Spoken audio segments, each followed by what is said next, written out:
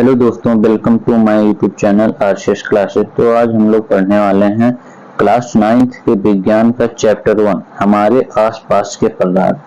तो इस चैप्टर में हम लोग पढ़ेंगे पदार्थ के बारे में, उसके कणों के बारे में। तो बच्चों देर ना करते हुए चलिए हम लोग अपने क्लास को स्टार्ट करते हैं। क्लास में बने रहिएगा।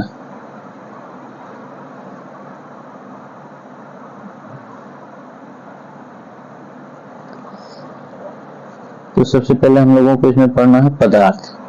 पदार्थ किसे कहते हैं? तो ऐसा कुछ भी जो स्थान घेरता है वह जिसमें द्रव्यमान होता है पदार्थ कहलाता है। और पदार्थ छोटे छोटे कणों से मिलकर बना होता है। मतलब ऐसा जो कुछ भी है हमारे आसपास जो स्थान घेरता है जिसमें द्रव्यमान होता है पदार्थ कहलाता है। तो यहाँ हम लोग देखेंगे द्रव्यमान। तो द्रव्यमान किसे कहते हैं? द्रव्यमान का मतलब होता है कि किसी वस्तु में कोई पदार्थ कितना समाता है, उसे द्रव्यमान कहते हैं। उदाहरण के लिए किताब, पेन, तारे, सूर्य, हवा, ग्रह, पानी आदि, ये सब हमारे क्या है? पदार्थ हैं। तो पदार्थ हमारा खत्म हुआ। आगे देखते हैं। आगे हम लोगों को पढ़ना है कणों के गुणधर्म। जो पदार्थ होता है वो कणों से मिलकर बना है। तो आखिर ये कण क्या होते हैं, कणों के गुणधर्म क्या होते हैं? तो चलिए देखते हैं। कणों के 3 गुणधर्म होते हैं। नंबर 1, पदार्थ के कणों के बीच रिक्त स्थान होता है। पदार्थ के कण निरंतर गतिशील होते हैं। पदार्थ के कण एक दूसरे को आकर्षित करते हैं। तो मेरे प्यारे बच्चों, हम आगे एक एक हेडिंग को, एक एक गुणधर्म को अलग अलग से पढ़ेंगे। तो चलिए देखते हैं। हमारा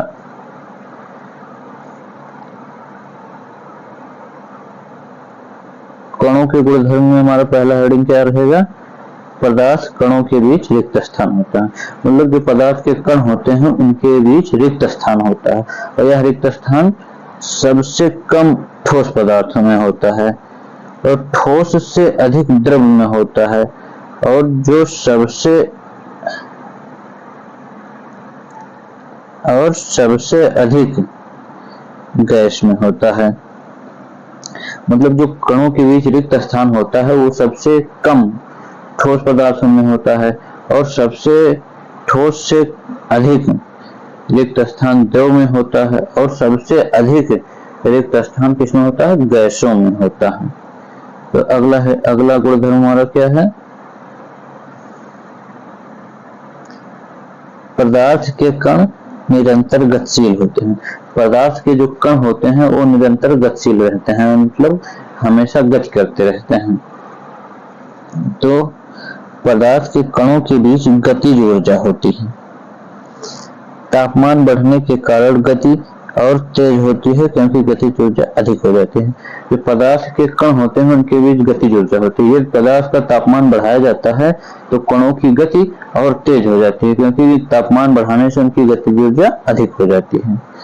तो ये देखेंगे हम लोग किस कणों की गति। कणों की गति जो होती है सबसे कम ठोस में होती है, द्रव में जो होती है माध्यम होती है और सबसे अधिक गैस में होती है। जो पदार्थ के कण जो होते हैं, पदार्थ के कणों की गति जो होती है वो सबसे कम ठोस पदार्थों में होती है और द्रव पदार्थों में माध्यम होती है और सबसे अधिक कणों की गति गैस में होती है। तो अगला गुणधर्म हम लोग देखेंगे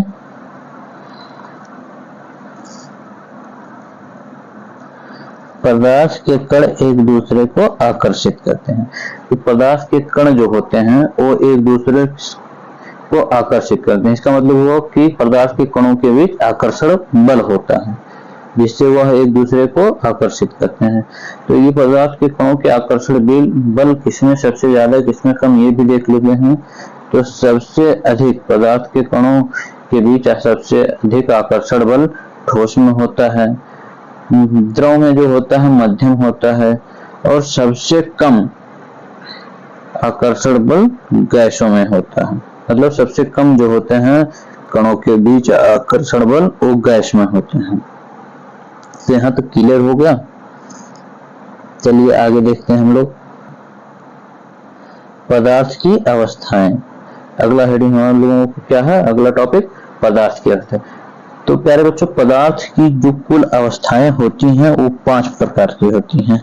नंबर 1 ठोस, द्रव, गैस, प्लाज्मा, बोस-आइंस्टीन, कंडेंसेट। तो पदार्थ की कुल 5 अवस्थाएं होती हैं। तो हम लोगों के सिलेबस में केवल है 3। तो हमारे एनसीईआरटी के सिलेबस में है जो 3। तो हम लोगों को यहाँ पर केवल पढ़ना है पदार्थ की कुल 3 अवस्थाएं पढ़नी है जो कि हमारे सिलेबस में है। तो चलिए एक एक करके हम लोग पढ़ते हैं।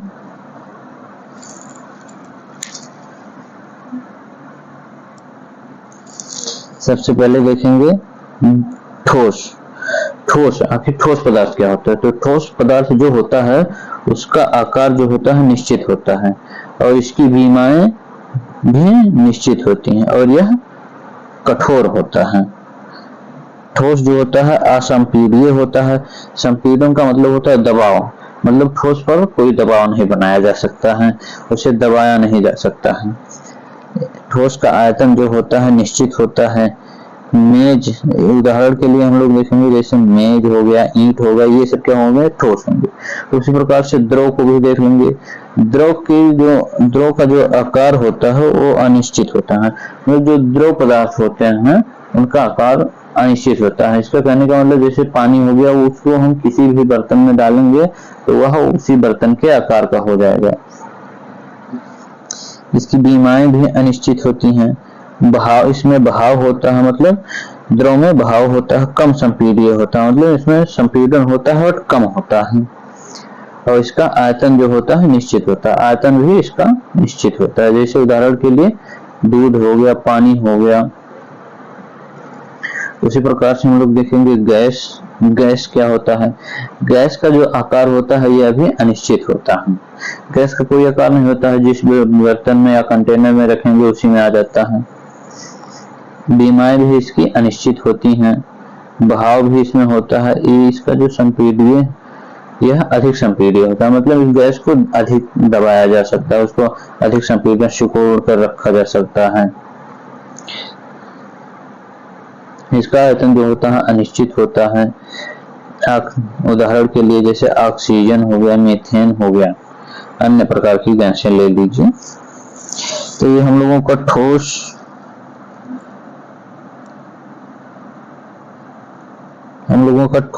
द्रव, गैस कंप्लीट हो गया है। तो आगे देखते हैं हम लोगों को क्या पढ़ना है। पदार्थ की अवस्थाओं में परिवर्तन, मतलब जो पदार्थ होता है उसकी अवस्था में परिवर्तन। इसको थोड़ा हम लोग पेन को अपना मोटा कर लेंगे, यहाँ से थिकनेस बढ़ा लेंगे, इतना कर लेते हैं। और पदार्थ की अवस्था में जो होता है परिवर्तन, तो पदार्थ की अवस्था में हम परिवर्तन कैसे कर सकते हैं? सबसे पहले देखेंगे तापमान में बदलाव करके।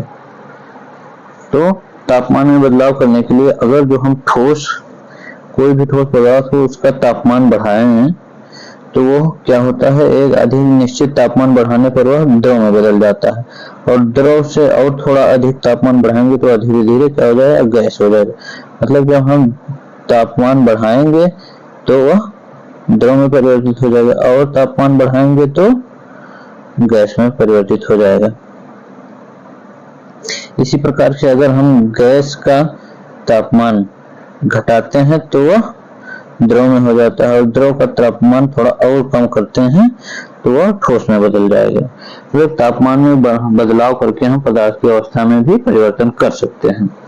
और दूसरा क्या होगा, दाब में बदलाव करके।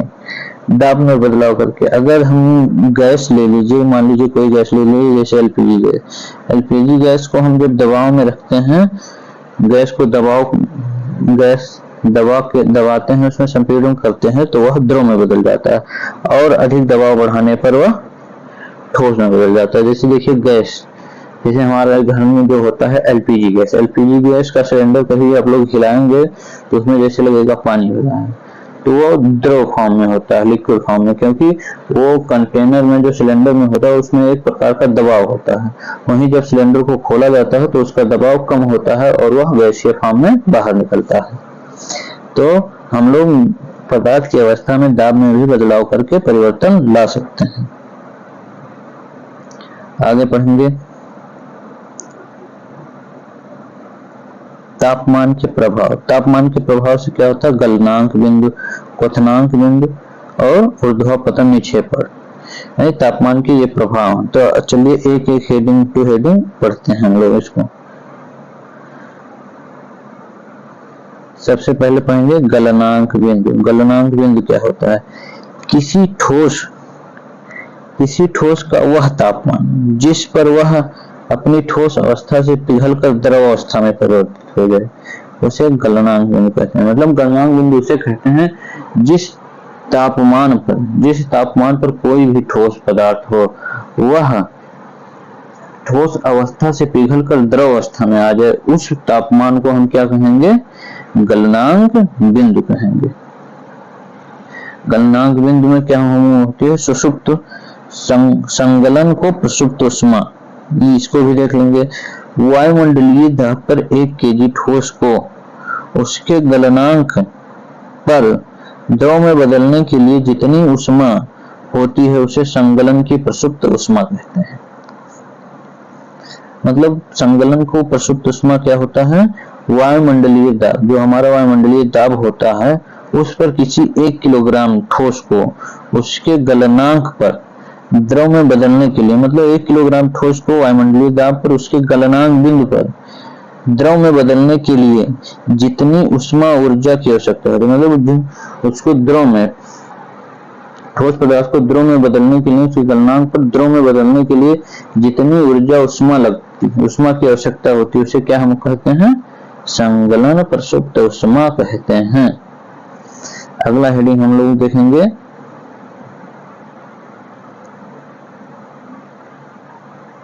क्वथनांक बिंदु। क्वथनांक बिंदु क्या होता? ठीक, किसी द्रव का वह तापमान, ठीक, किसी द्रव का वह तापमान जिस पर वह अपनी द्रव अवस्था को छोड़कर गैसीय अवस्था में परिवर्तित हो जाए उसे क्या कहलाएंगे? क्वथनांक बिंदु कहते हैं। वह क्वथनांक मतलब कोई भी द्रव हो, कोई भी द्रव का वह तापमान, किसी भी द्रव पदार्थ का वह तापमान जिस पर वह द्रव अवस्था से गैसीय अवस्था में परिवर्तित हो जाए उसे क्या कहेंगे? क्वथनांक बिंदु कहते हैं। वाष्पीकरण की गुप्त उष्मा ऐसे में होती है, तो इसे भी पढ़ लेते हैं इसी के साथ। वायुमंडलीय दाब पर, मतलब जो हमारा वायुमंडलीय दाब होता है उस पर 1 किलोग्राम द्रव को उसके क्वथनांक पर, क्वथनांक मतलब समझ ही गए हैं कि जिस पर वह द्रव अवस्था से गैसीय अवस्था में परिवर्तित हुए, क्वथनांक पर गैस में बदलने, मतलब 1 किलोग्राम द्रव पदार्थ उसके क्वथनांक पर गैस में बदलने के लिए जितनी उसमें ऊर्जा की आवश्यकता होती है उसे क्या कहेंगे? वाष्पीकरण की गुप्त उष्मा कहते हैं। चलिए अगला हेडिंग देखते हैं। तीसरा क्या है? ऊर्ध्वापतन।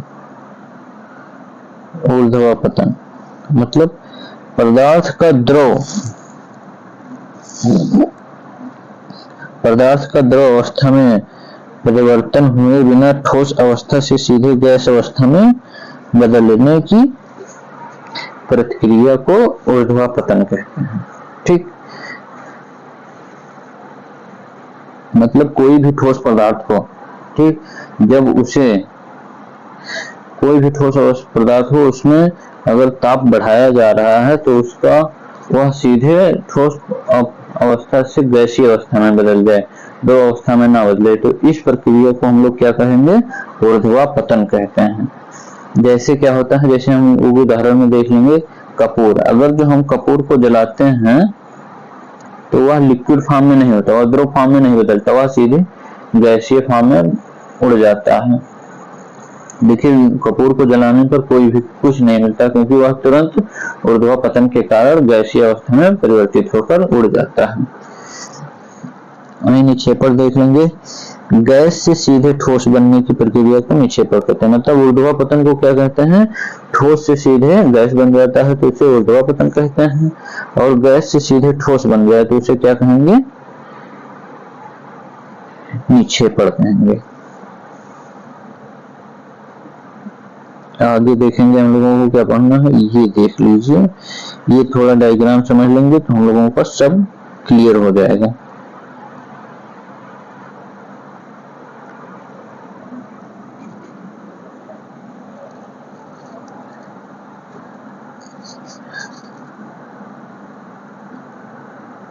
ठोस, ठोस इस देखेंगे ठोस।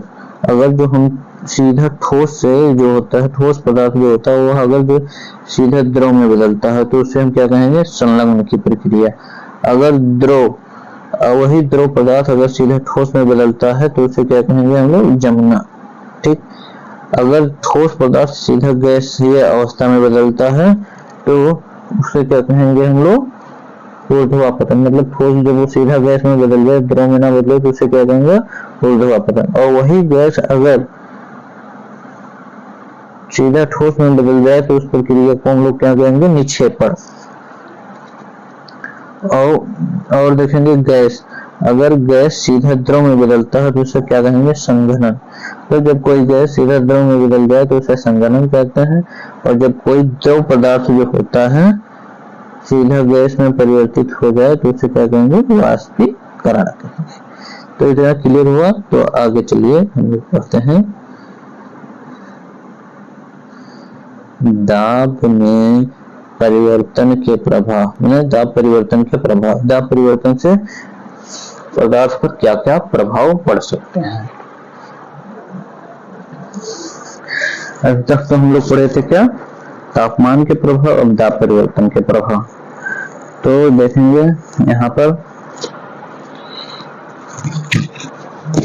यदि तापमान घटाने पर सिलेंडर में गैस लेकर उसे संपीड़ित करें, मतलब ये किसी गैस के सिलेंडर का तापमान घटा दिया जाए और उसे सिलेंडर में गैस ले करके संपीड़ित करें तो कणों के बीच की दूरी जो होगी कम हो जाएगी और गैस जो होता है वह द्रव में बदल जाती है। ठीक। तो इसके क्या प्रभाव पड़ते हैं? दाब बढ़ने से कण जो होते हैं वह नजदीक आ जाते हैं, और दाब घटने से पदार्थ के कणों के बीच की दूरी बढ़ जाती है। मतलब घटने से कण दूर चले जाते हैं, जैसे ठोस कार्बन डाइऑक्साइड, शुष्क बर्फ। मतलब यही क्या होता है कि अगर जो हम पदार्थ का दाब बढ़ाएं तो उसके कण जो होते हैं, पदार्थ के कणों के बीच की दूरी घट जाती है, मतलब नजदीक आ जाते हैं। अगर जो दाब घटाया जाए तो इसके कणों के बीच की दूरी जो होती है कम होती है, बढ़ जाती है, मतलब दूर हो जाते हैं।